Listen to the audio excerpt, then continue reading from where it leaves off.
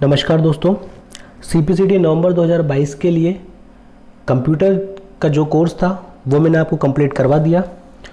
पर उस कोर्स में कुछ ऐसे टॉपिक थे जिन्हें आप घर पर भी किसी भी बुक से कंप्लीट कर सकते हैं, क्योंकि ये जो टॉपिक है इतने ज़्यादा कठिन नहीं है या इनमें ऐसा कुछ समझने लायक होता नहीं है। ये कुछ प्रैक्टिकल होते हैं और कुछ याद रखने लायक चीज़ें होती हैं। उन दोनों टॉपिकों में हम लोग बात कर लेते हैं। सबसे पहले फुल फॉर्म की। तो फुल फॉर्म का जो चैप्टर था वो हमने कंप्लीट कर लिया है। आज हम लोग पढ़ने वाले हैं IMP शॉर्टकट कीज़ के बारे में। तो IMP शॉर्टकट की में हम सबसे पहले पढ़ेंगे MS वर्ड की शॉर्टकट कीज़। उससे पहले हम लोग बात कर लेते हैं नवंबर CPCT 2022 के लिए हम लोगों ने जो 5 मॉक टेस्ट बनाए हैं वो आ चुके हैं। अगर आप में से कोई विद्यार्थी इच्छुक है पाँचों मॉक टेस्ट को लेने के लिए तो वो 100 रुपये हमारे जो नंबर स्क्रीन पर आपको दिख रहे हैं इन पर हमें गूगल पे, फ़ोनपे या पेटीएम के माध्यम से सेंड कर सकते हैं। और सेंड करने के बाद आपको उसका जो स्क्रीनशॉट है वो इन्हीं नंबरों पे हमें व्हाट्सअप करना है। उसके बाद हम आपको उन मॉक टेस्ट के लिंक प्रोवाइड करवा देंगे। तो यदि आप आपकी तैयारी को बेहतर तरीके से करना चाहते हैं तो आप हमें ये जो हमने मॉक टेस्ट बनाए हैं बिल्कुल परीक्षा को ध्यान में रखते हुए ही एक ही क्वेश्चन इनके अंदर डाला गया है। तो आपकी जो तैयारी है उसमें ज़रूर इन मॉक टेस्टों से आपको मदद मिलेगी। चलिए आते हैं आज के टॉपिक पे। तो आज हम लोग सबसे पहले जो पढ़ने वाले हैं MS वर्ड की शॉर्टकट की पढ़ने वाले हैं। गला थोड़ा बैठा हुआ है तो सबसे पहले हमें दिया हुआ है Ctrl+A। Ctrl+A का जो यूज़ होता है select all contents of the page, यानी कि देखिए Ctrl+A हमने पहले भी पढ़ा हुआ है, बहुत बेसिक सी शॉर्टकट की है। Ctrl+A को यदि आप प्रेस कर देंगे तो जो भी डॉक्यूमेंट पे जितना भी कंटेंट लिखा हुआ है वो सब हमारा क्या हो जाएगा, सिलेक्ट हो जाएगा। तो Ctrl+A शॉर्टकट की का जो यूज़ होता है वो बेसिकली होता है सिलेक्ट करने के लिए। ठीक है, किसी भी एक चीज़ को नहीं, संपूर्ण चीज़ को सिलेक्ट करने के लिए Ctrl+A का यूज़ किया जाता है। ठीक है, चलिए Ctrl+B हम लोग देख लेते हैं। तो B4 हमारा क्या हो जाएगा, बोल्ड हाईलाइटेड सिलेक्शन। ठीक है, Ctrl+B से हमारा क्या हो जाएगा, बोल्ड हो जाएगा। Ctrl+C हम लोग देख लेते हैं। Ctrl+C से हमारा क्या हो जाएगा, कॉपी सिलेक्टेड टेक्स्ट।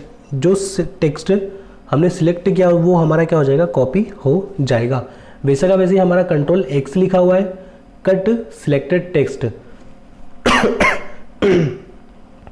जो सिलेक्ट टेक्स्ट है यदि हमें उसे कहीं और पर भेजना है या उसका स्थान परिवर्तित करना है तो हम इसके लिए कट शॉर्टकट की का यूज़ करते हैं।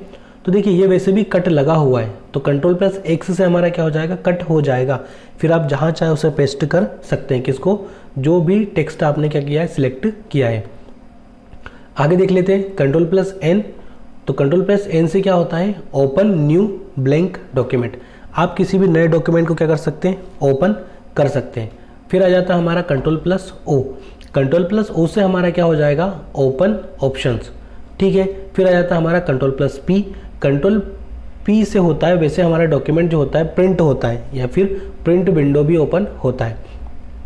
Ctrl+F से होता है हमारा फाइंड। किसी भी डॉक्यूमेंट में किसी भी चीज़ को अगर हमें फाइंड करना है तो फाइंड बॉक्स से ही हम उसे फाइंड कर सकते हैं। I से हम लोग देख लेते हैं। I से हमारा जो टेक्स्ट हमने सिलेक्ट किया हुआ वो हमारा हो जाएगा इटैलिक। इटैलिक से मतलब हो जाएंगे वो थोड़े तिरछे हो जाएंगे। Ctrl+K से हम लोग देख लेते हैं। Ctrl+K से होता है हमारा हाइपरलिंक या फिर हो जाएगा इंसर्ट लिंक। Ctrl+U माने अंडरलाइन, है ना। आगे देख लेते हैं Ctrl+V से होता है पेस्ट। दो चीज़ें होती है, कट पेस्ट और एक होता है हमारा कॉपी पेस्ट। Ctrl+Y होता है रीडू के लिए। आपने जो लास्ट एक्शन किया है अगर आप चाहते हैं तो उसको रीडू कर सकते हैं। Ctrl+Z से हो जाएगा हमारा अंडो। मान लीजिए मैंने किसी चीज़ को अप्लाई कर दिया पर मैं चाहता हूँ गलत हो गया तो हम उसे फिर से अंडो कर सकते हैं। Ctrl+G देख सकते हैं। G होता है हमारा फाइंड एंड रिप्लेस ऑप्शन के लिए। H होता है हमारा फाइंड एंड रिप्लेस ऑप्शन के लिए। Ctrl+J देख लेते हैं। Ctrl+J से होता है हमारा जस्टिफाई। जो भी डॉक्यूमेंट में हमने टेक्स्ट टाइप किया उसको अगर हमें जस्टिफाई करना है तो हम Ctrl+J के माध्यम से उसे जस्टिफाई कर सकते हैं। आगे हम लोग देख लेते हैं Ctrl+L। देखिए L, उसके बाद चलिए तो R, E। ठीक है, ये जो चीज़ है इनसे क्या होता है, अलाइनमेंट सेट होता है। डॉक्यूमेंट का अलाइनमेंट सेट होता है। अलाइनमेंट देखिए 4 अलाइनमेंट होते हैं हमारे, है ना। लेफ्ट होता है, राइट होता है, उसके बाद टॉप होता है और एक बॉटम होता है ना। तो अलाइनमेंट देखिए एल से हो जाएगा हमारा लेफ्ट अलाइनमेंट हो जाएगा, ई से हो जाएगा हमारा सेंटर अलाइनमेंट हो जाएगा, आर से हमारा हो जाएगा राइट अलाइनमेंट हो जाएगा। उसके बाद कंट्रोल प्लस एम अगर हम प्रेस कर देते हैं तो इंडेंट हो जाता है हमारा पैराग्राफ। पैराग्राफ इंडेंट करने के लिए आप कंट्रोल प्लस एम यूज़ कर सकते हैं। कंट्रोल प्लस टी देख लेते हैं तो हैंगिंग इंडेंट हो जाता है यहाँ से हमारा। कंट्रोल प्लस डी से हो जाएगा हमारा फ़ॉन्ट का ऑप्शन आ जाएगा। फ़ॉन्ट के ऑप्शन में आपको काफ़ी सारी चीज़ें मिल जाएंगी। फिर उसके बाद देख लीजिए control plus shift plus F आप यहाँ पे चेंज फ़ॉन्ट कर सकते हैं। Control plus shift plus greater than तो इंक्रीज सिलेक्ट फ़ॉन्ट +1। ठीक है, तो ये काफ़ी बड़ी बड़ी शॉर्टकट की हैं। इतने ज़्यादा सिंपलिसिटी का लेवल जाएगा नहीं, पर ये PDF में आपको प्रोवाइड करवा दूंगा, आप आराम से इसको घर पे पढ़ लीजिएगा। नीचे हम लोग देख लेते हैं कंट्रोल प्लस डेल देख लीजिए, डिलीट है ये। कंट्रोल प्लस डेल से होता है डिलीट, है ना, तो delete word to right cursor. देखिए क्या होता है कि अगर आपको आपके शब्द का दाएं ओर का अगर कैरेक्टर आपको डिलीट करना है, इस मिटाना है, तो आपको डिलीट प्रेस करना पड़ेगा, और अगर बाईं ओर का मिटाना है तो आपको बैक स्पेस यूज़ करना पड़ेगा। ये क्वेश्चन आया हुआ है। अब देखिए कंट्रोल प्लस 1 से भी यूज़ होता है, सिंगल स्पेस लाइन होती है। कंट्रोल प्लस 2 से हमारी डबल स्पेस लाइन होती है। कंट्रोल प्लस 5 आप करेंगे तो 1.5 लाइन हमारी स्पेसिंग हो जाएगी। शॉर्टकट की यहाँ पे देखिए फंक्शन की से क्वेश्चन है, सबको पता है F1 किसके लिए होता है, हेल्प के लिए होता है। वही हमारी शिफ्ट प्लस F3 भी यहाँ पे दी हुई है। Change case of selected text, आप यहाँ पे चेंज उसका जो केस है वो चेंज कर सकते हैं। उसके अलावा देख लेते हैं F4 भी, देखिए शिफ्ट प्लस इंसर्ट से भी पेस्ट होता है। कंट्रोल प्लस V से तो होता है, पर उसके अलावा ये जो नई चीज़ है शिफ्ट प्लस इंसर्ट से भी हमारा पेस्ट होने लगा है अभी, मतलब ये क्वेश्चन आने लगा है, होता तो पहले से ही। F4 को हम लोग देख लेते हैं।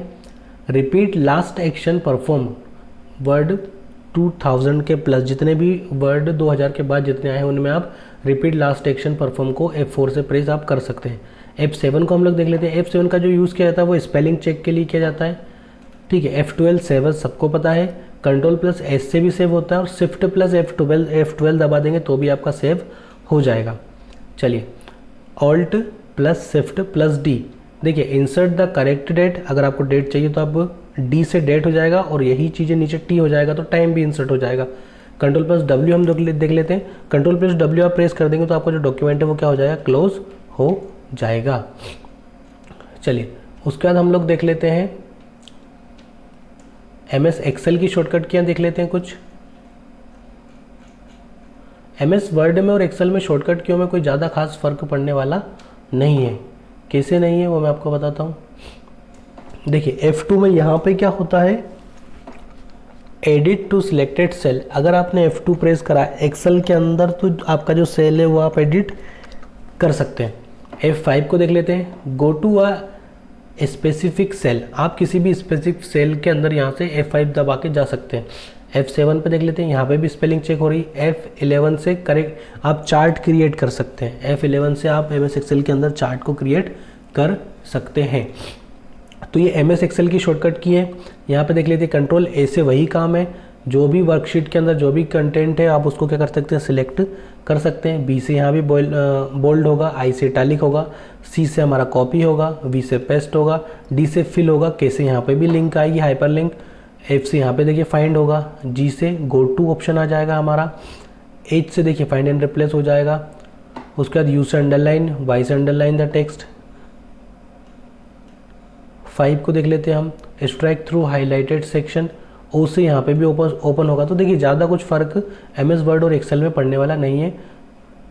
अगर नॉर्मल सी शॉर्ट कीज़ हमारी आ गई एग्ज़ाम में तो हमें ज़्यादा दिक्कत नहीं आएंगी, पर अगर 3 शॉर्टकट की को मिला के अगर आई तो वो हमें दिक्कत दे सकती है।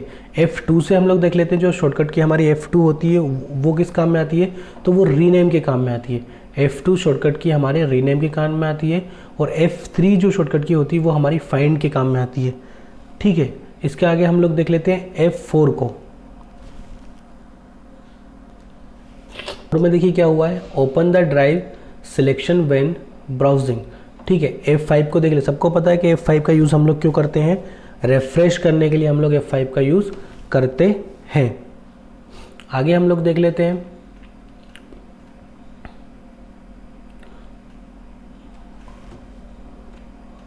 इसमें कुछ ज़्यादा ही शॉर्टकट कीज़ हमें दी हुई है, इतनी आपको सीपीसीटी के लिहाज से पढ़ने की ज़रूरत नहीं है। आपको सिर्फ एमएस वर्ड की शॉर्टकट की, उसके बाद एक्सेल की, और जो बेसिक सी शॉर्टकट की है हमारी, वो आपको पढ़ने की यहाँ पे ज़रूरत है। उससे ज़्यादा आपको पढ़ने की आवश्यकता नहीं है।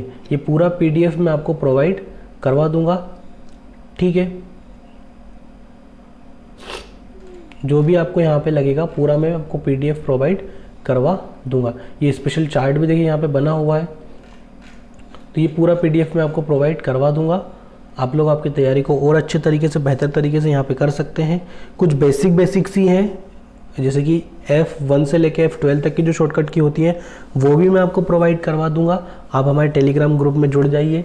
ये पूरा का पूरा जो पीडीएफ है आपको टेलीग्राम ग्रुप में मिल जाएगा, जिससे कि आप आपकी जो तैयारी है वो बेहतर तरीके से कर सकें। देखिए होता क्या है कि इनमें समझाने लायक कुछ चीज़ होती नहीं है कि मैं आपको उसमें क्या हो रहा है, क्यों हो रहा है, वो आपको समझा सकूँ। और ऐसा भी नहीं है कि इस पूरी शॉर्टकट की को एक एक करके हम लोग अप्लाई करके भी देख लें। तो आपको सिर्फ इन्हें पढ़ना है, पढ़ के आपको इन्हें याद करना है। आज के वीडियो में इतना ही। आशा करता हूँ ये क्लास आपके लिए लाभदायक रही होगी। अगर आप लोग मॉक टेस्ट को परचेस करना चाहते हैं तो आप लोग हमें जो हमारे नंबर है उन पर मैसेज कर सकते हैं। फ़ोनपे, गूगल पे, पेटीएम, किसी भी माध्यम से आप लोग पैसे सेंड करके उन मॉक।